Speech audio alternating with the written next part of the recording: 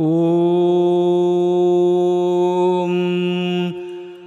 अथ चतुर्थः पादः आकडारादेका संज्ञा विप्रतिषेधे परं कार्यं योस्त्र्याख्यौ नदी नेयङुवंस्थानावस्त्री वामी ङितिः ह्रस्वश्च शेषोऽघ्यसखी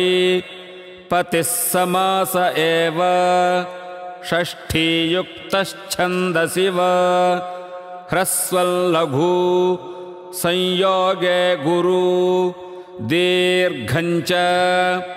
यस्मात् प्रत्ययविधिस्तदादिप्रत्ययेऽङ्गं सुप्तिङन्तं पदं नः क्ये सिति च स्वादिष्वसर्वनामस्थाने यचिभं तसौ मत्वर्थे अयस्मयादेनिच्छन्दसि बहुषु बहुवचनं द्वेकयोर्द्विवचनैकवचने कारके ध्रुवमपाये पादानं भीत्रार्थानां भयहेतुः पराजयरसोढः वारणार्थानामीप्सितः अन्तर्धूयेनादर्शनमिच्छते आख्यातोपयोगे जनिकर्तुः प्रकृतिः भुवः प्रभवः कर्मणायमभिप्रेति ससम्प्रदानं रुच्यर्थानां प्रेयमाणः श्लाघहुंस्थाशपां ज्ञीप्स्यमानः धारेरुत्तमर्णः स्पृहेरीप्सितः क्रुधद्रुहेर्षासूयार्थानां यं प्रतिकोपः क्रुधद्रुहोरुपसृष्टयोः कर्म राधीक्षोर्यस्य विप्रश्नः प्रत्याङ्भ्यां श्रुवः पूर्वस्य कर्ता अनुप्रतिगृणश्च साधकतमङ्करणं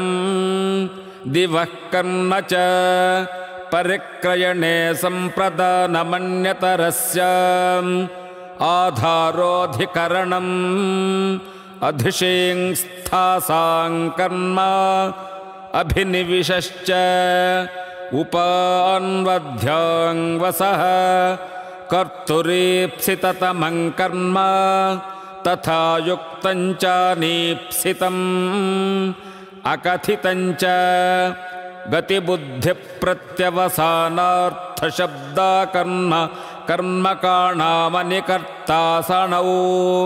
हृक्रोरण्यतरस्य स्वतन्त्रः कर्ता तत्प्रयोजको हेतुश्च प्राग्रीश्वरान्निपाताः चादयो सत्त्वे प्रादय उपसर्गाः क्रियायोगे गतिश्च ऊर्यादिच्विडाचश्च अनुकरणञ्च नितिपरम् आदरनादरयोः सदसति भूषणेलम् अन्तरपरिग्रहे कणे मनसि श्रद्धा प्रतिघाते पुरोव्ययम् अस्तञ्च अच्छगत्यर्थवदेषु अदोनुपदेशे तिरोऽन्तर्धौ विभाषाकृञि उपाजेन्वाजे साक्षात्प्रभृतीनि च अनत्यधान उरसि मनसि मध्ये पदे निवचने च नित्यं हस्ते पाणावुपयमने प्राध्वं बन्धने जीविकोपनिषदावौपम्ये ते प्राग्धातोः छन्दसि परेऽपि व्यवहिताश्च कर्म प्रवचनीयः अनुर्लक्षणे तृतीयार्थे हीने उपोधिके च अपपरिवर्जने आङ्मर्यादावचने लक्षणेत्थं भूताख्यानभाग वीप्सासु प्रतिपर्यनवः अभिरभागे प्रतिः प्रतिनिधिप्रतिदानयोः अधिपरि अनर्थकौ सुःपूजायाम् अतिरतिक्रमणे च अपिः पदार्थसम्भावना न्ववसर्गगर्हासमुच्चयेषु अधिरीश्वरे विभाषाकृञि लः परस्मै पदं तङानावात्मने पदं तिङस्त्रीणि त्रीणि प्रथममध्यमोत्तमाः तान्येकवचनद्विवचन बहुवचनान्येकशः सुपः विभक्तिश्च युष्मद्युपपदे समानाधिकरणे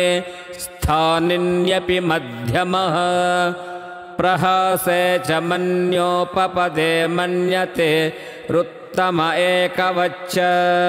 अस्मद्युत्तमः शेषे प्रथमः परः सन्निकर्षः संहित विरामोऽवसानम् आकडाराद् बहुष्वनुप्रतिगृणानुकरणं च व्यवहितास्तान्येकनवा